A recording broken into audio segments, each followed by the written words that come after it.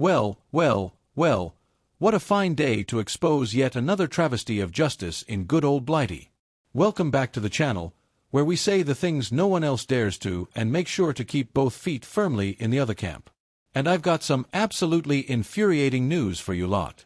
Yes, I know, you're already rolling your eyes thinking, oh, what fresh hell is this? But trust me, this one takes the biscuit. Before we get into it, do smash that like button, hit subscribe, and join our ever-growing army of skeptics who refuse to swallow the rubbish we're spoon-fed daily. Right, let's get on with it. So, you remember the Southport child killer, Axel Ruda Kubana? The teenager who, in an unprovoked and downright barbaric attack, butchered 3 innocent young girls at a dance class? Well, guess what? His 52-year prison sentence will not be referred to the Court of Appeal. Why? Because apparently, that's justice in Britain today, completely underwhelming and utterly pathetic. This shocking crime, which took place when Ruda Kubana was just 17, left a list Silva Agia, 9 years old, Bobby King, 6 years old, and Elsie Stom, 7 years old, dead, with 8 more children and 2 adults seriously injured.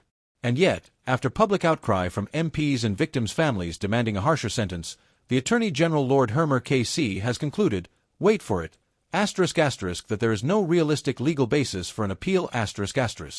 All right. So, 3 children murdered, 8 others attacked, an entire nation shaken, and the best response our justice system can muster is, sorry, our hands are tied. Naturally, this decision has set Westminster alight, with MPs, legal experts, and furious parents all kicking off. Southport MP Patrick Hurley has slammed the ruling, calling the sentence woefully inadequate, while grieving parents are saying exactly what we're all thinking, that this monster should rot in a cell for eternity. The real issue. The law itself. Whole life orders, the toughest punishment in the land, are only for offenders aged 21 and over. In exceptional cases, they can apply to 18 to 20-year-olds, but never to those under 18. Meaning that, despite Ruda Kubana's horrific crimes, the court was legally unable to impose a whole life sentence. So instead, he gets 52 years, which, yes, is one of the longest ever handed to a teenager. But is it enough? Absolutely not. Prime Minister Sir Keir Starmer has weighed in, because of course he has, calling Ruda Kubana a vile offender who will likely never be released. Likely? Ah, brilliant. So we're just going to hope for the best, are we? Meanwhile, Tory leader Kai Baddock and Shadow Home Secretary Chris Philp are pushing for sentencing reforms so that under-18s can be given whole-life orders in the most extreme cases. And if this isn't an extreme case, I don't know what is. So, to recap, 3 children murdered, 8 more injured, a teenage killer who could one day walk free, a legal system more interested in following technicalities than delivering actual justice, and a bunch of politicians scrambling to act like they're doing something about it. Absolutely laughable. But hey, if that wasn't enough chaos for one day, here's what else is making headlines. Small Blue Diamond, a woman was shot dead in a Kent pub, and police are now hunting for the gunman.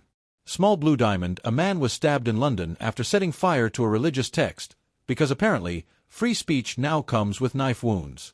Small Blue Diamond, and of course, Prince Harry is back in hot water as a U.S. judge has ordered his visa records be released. Because, surprise surprise, there's yet another royal scandal brewing. So, what do you lot think?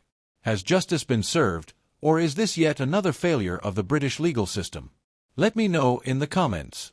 And before you dash off, remember, hit like, subscribe, and check out our merch at British.com, because at this rate, we're all going to need a t-shirt that says, I survived the UK legal system.